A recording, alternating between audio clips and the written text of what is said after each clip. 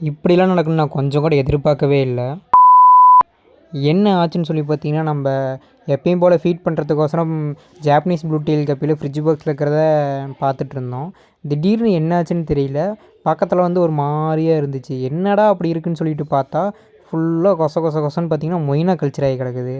அவன் அவன் டப்பு செட் பண்ணி, தண்ணியை கண்டிஷனிங் பண்ணி, ஈஸ்ட்டை கரெக்டான அளவு ஊத்தி மொயினா விட்டா, அதுவே கிராஷ் ஆகி போகுது. இவனுங்களாம் எப்புட்றா இதில பொழைக்கிறானுங்க? அப்படிங்கிற மாரி தான் நம்மளுக்கு இருந்துச்சு. இவனுங்கள என்ன பண்ணுறதுன்னும் தெரியல. இவனுங்கள கலெக்ட் பண்ணலாமா, விட்டுறலாமான்னு யோசிச்சுட்டு இருக்கப்ப தான் ஒரு ஞாபகம் வந்துச்சு.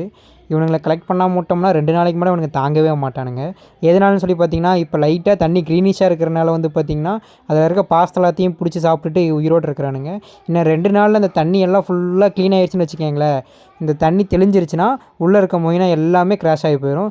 சரி இவனுங்க அதுக்குள்ளே கிராஷ் ஆகிறதுக்குள்ள நம்ம எல்லாத்தையும் பிடிச்சி ஃபீட் பண்ணலான்னு பார்த்தாலும், இவங்கள ஃபீட் பண்ணலாமா வேணாமான்னு யோசிக்கிற மாதிரியே இருக்குது. எதனாலன்னு சொல்லி பார்த்தீங்கன்னா, நம்ம குட்டிங்க போட்டுச்சுன்னா, இந்த குட்டிங்க வந்து பார்த்தீங்கன்னா, இதிலேயே ஃபீடாக எடுத்துக்கும். ஏன்னா நம்ம ப்ரீடிங் நெட்டுக்குள்ளே இருக்கிற மீன் வந்து பார்த்திங்கன்னா, எப்படியுமே கண்டிப்பாக வெளியே வராது. ஸோ அதனால் இதில் இவனுங்களே விட்டுறலாமா வேணாமான்னு யோசிச்சுட்டு இருந்தோம். இவனுங்க எப்படி தான் இதில் வந்திருப்பானுங்க, கல்ச்சர் ஆகிருப்பாங்கன்னு பார்த்தா, நம்ம போன வாரத்தில் வந்து பார்த்திங்கன்னா, எல்லா ஃப்ரிட்ஜுக்குமே மீனுங்களுக்குமே மொயினா வந்து ஃபீட் பண்ணியிருந்தேன். அதுலேருந்து தான் பார்த்திங்கன்னா அவனுக்கு இவ்வளோ க்ரோத் ஆகி வந்திருக்கானுங்க. இதில் டோட்டலாக பிடிச்சது பார்த்திங்கன்னா, இவ்வளோ மொயினா இருக்குது. ஓகேங்களா? அந்த கிளிப்பை தான் நான் உங்களுக்கு ஆட் பண்ணியிருக்கிறேன். நடுவில் பிடிக்கிற கிளிப்பிங் வந்து பார்த்திங்கன்னா, கொஞ்சம் டெலிட் ஆகி போச்சு. ஆட் பண்ண முடியல, எடுக்க முடியல சரியா. ஸோ இதை தான் வந்து பார்த்திங்கன்னா, இவ்வளோ மொயினாவும் பார்த்திங்கன்னா, அந்த டப்லேருந்து பிடிச்சது தான்.